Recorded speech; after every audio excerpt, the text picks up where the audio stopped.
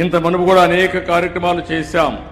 ఈరోజు ఇక్కడ ఢిల్లీలో కూడా ఎన్డీఏ ప్రభుత్వం ఉంది. ఈరోజు ఎన్డీఏ ప్రభుత్వం ఎవరైతే కార్మికులున్నారో, కర్షకులున్నారో వారందరికీ న్యాయం చేస్తాం. 5 సంవత్సరాలు మీరు ఒక్కసారి ఆలోచిస్తే భవన నిర్మాణ కార్మికులు ఇసుక దొరకకుండా ఇష్టానుసారంగా వీళ్ళు పెత్తనం చేసి బ్లాక్ మార్కెట్లో అమ్ముకుని వేరే రాష్ట్రాలకు పంపించి వాళ్ళందరూ ఉపాధి కోల్పోయే పరిస్థితికి వచ్చారు. ఈ రోజు నేను ఒకటే హామీ ఇచ్చాను, ఇప్పుడు కూడా చెప్తున్నాను, ఎక్కడైనా సరే ఇసుక ఫ్రీగా ఇచ్చాం. మీరు ఎక్కడైనా సరే మీ ఊర్లో ఇసుకుంటే మీరు స్వేచ్ఛగా తీసుకుపోయే స్వేచ్ఛ ప్రతి ఒక్కరికి మీకు ఇచ్చామని మరొక్కసారి విజ్ఞప్తి చేస్తున్నాను.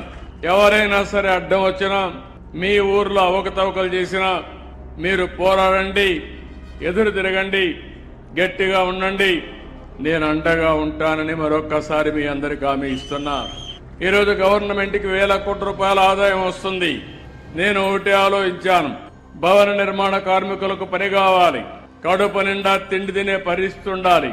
అంతేకాకుండా భవనాలు కడితే ఎంతో మందికి ఉపాధి వస్తుంది, సంపద పెరుగుతుంది, దీనివల్ల భవిష్యత్తులో మళ్లీ ఆదాయం వస్తుంది. అలాంటి కార్యక్రమానికి రూపురేఖలు దిద్దాం. భవన నిర్మాణాలకు గాని లేఅవుట్ల అనుమతులన్నీ కూడా చాలా సులభతరం చేశాం. నిర్మాణ రంగాన్ని ప్రోత్సహిస్తున్నాం. నాలా చట్టాన్ని రద్దు చేశాం.